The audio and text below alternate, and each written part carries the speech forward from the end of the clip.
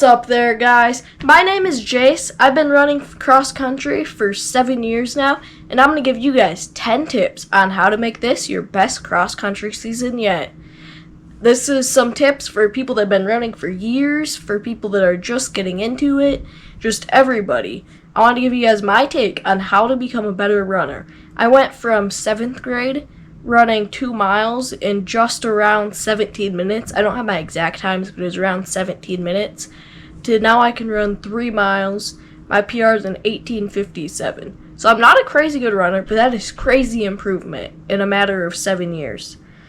So the first tip that I think is the biggest reason I've been able to grow as much as I have is consistency.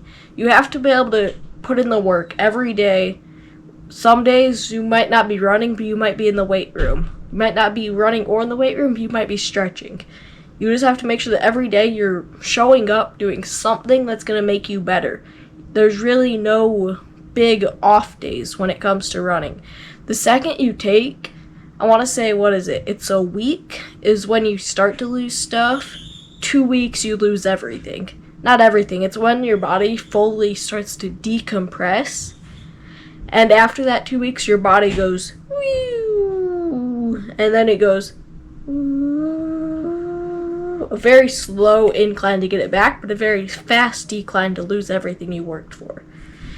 So basically what I'm trying to say here is not to take really more than 2 weeks off. And even if you don't have practice, like let's say you're in between the track season and the cross country season, make sure that you're not taking the whole summer off. Run all summer long.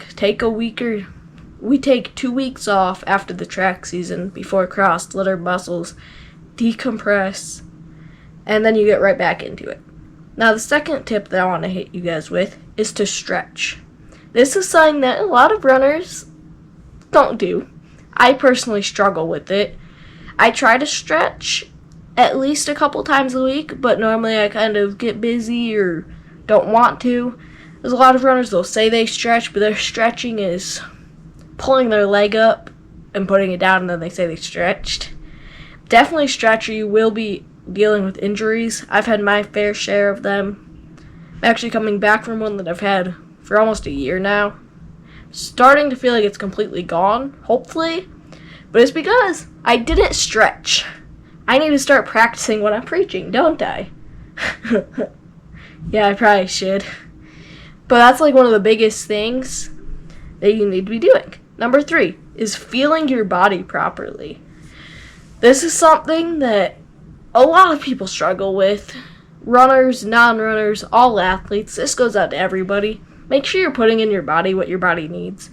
You need a lot of carbs, a lot of protein, a lot of water. Like, I love water. I have a water bottle right here. Where's my other water bottle? Water bottle right here. I have water bottles behind my backdrop. I have a water bottle filler over there. Like, I drink so much water. It's the best thing you can do for your body. Also, make sure you're taking electrolytes, especially if it's hot outside. I have a box of electrolytes somewhere around here. I try to take at least I just have the packets you put into water bottles. I try to have 2 bottles a week-ish. I try to do it after workouts. But I've been slacking. But I can notice a difference, so you definitely want those. Now, I think that's enough with that. Next one is going to be listen to your coach. Your coach is going to know what's the best for you, for the most part. When your coach tells you to do something, do what they tell you to do. If they tell you to do a workout, do that workout. It's going to be what benefits you. You might personally think it's not what you need, but 10 times out of 10 your coach knows that it's what you need. Unless there is an exception to this. You're seriously hurt. Like, you actually cannot do it, or you're going to pass out, or there's a medical issue. Like, it's not just, oh, I don't want to. If it's that mindset, then yeah, do what your coach wants you to. But if it's you physically can't do it, then obviously don't do it. Just had to put that disclaimer out there, because I know otherwise it sounds like I'm saying, oh, if you're broken a leg, do what your coach tells you to do anyways. No, I'm more just trying to say, don't argue with your coach, because your coach is 9 times out of 10 went through everything that you're going through. Number 5 is do everything with purpose. as our track coach says, it's move intentionally. Just do everything with purpose. Get in and out of practice as fast as you can. Don't just slack off. Like, if you're doing a workout, don't just sit there messing around the whole time.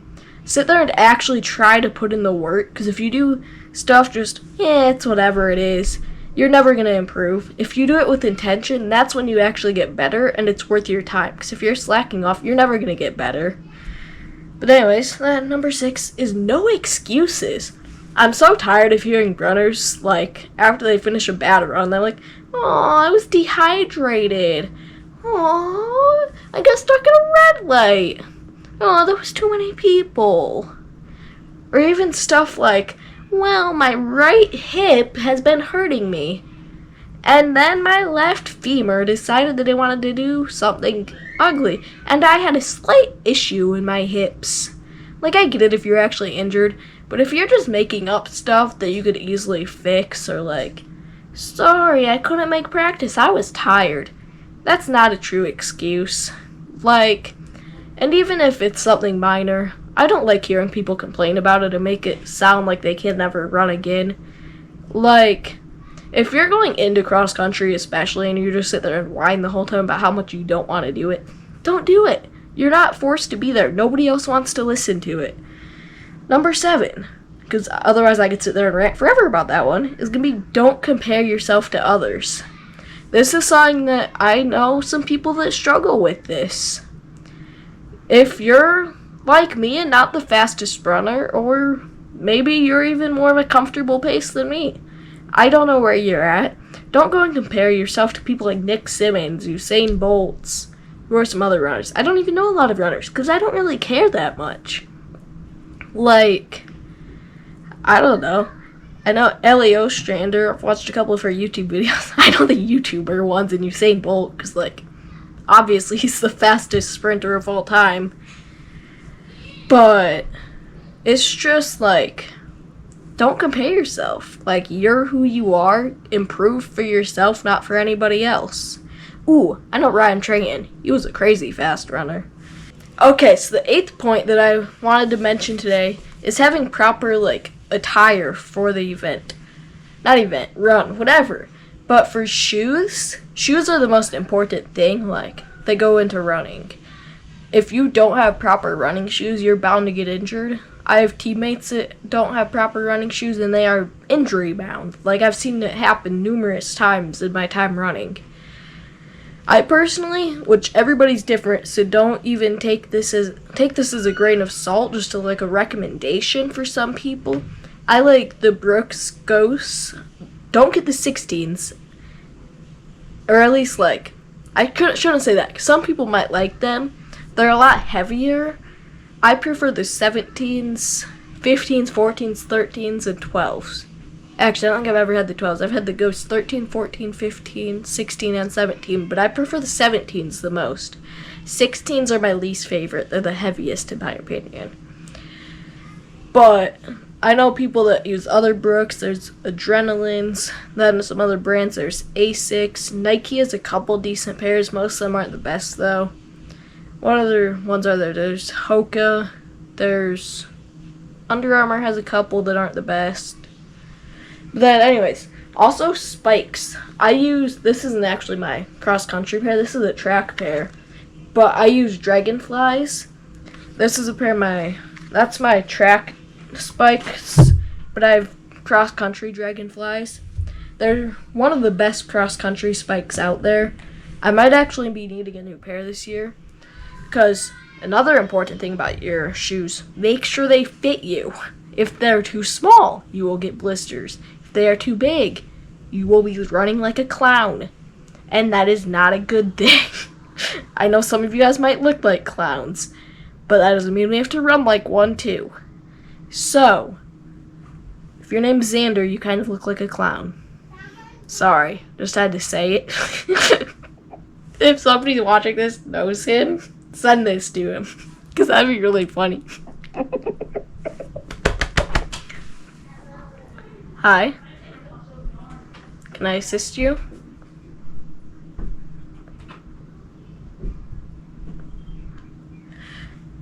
But anyways, also make sure like when you're running, if it's cold outside, you wear a coat or a hoodie or something.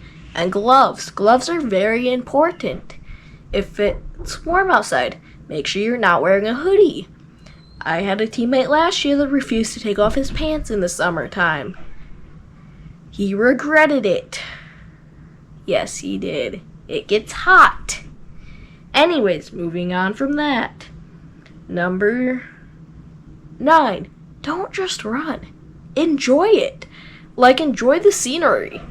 You're only out there for maybe an hour a day-ish. Normally at most, you might have a long run that's maybe 2 or 3 hours. Maybe you're running a marathon and you're out there for 4 hours. But you're basically out there for a short period of time, and you're in nature. Just enjoy the nature. Listen to the birds chirp. Turn on some music. Turn on Wacky Life. Like, listen to my podcast with ChatGPT. Anyways, that's basically just have fun when you're running. Number 10. I just wanted to share a little inspirational quote for this one. Fast is smooth, smooth is fast. So basically what I'm trying to say here is if you're running a smooth pace, you're going fast. If you're running a unsmooth pace, you're going slow. Number 11, have fun. That's all I wanted to share. Hope you guys have a great cross-country season. If you guys subscribe, like, and comment down below PR, you will have your biggest PR yet this year. Even if you subscribe, you'll still PR, but it won't be as big. Every attribute you add to this video means that you'll PR by an additional 5 seconds. I know I'm going to be commenting a whole bunch and liking. So, don't forget to like, subscribe, and share with all of your friends, and go run. Peace out.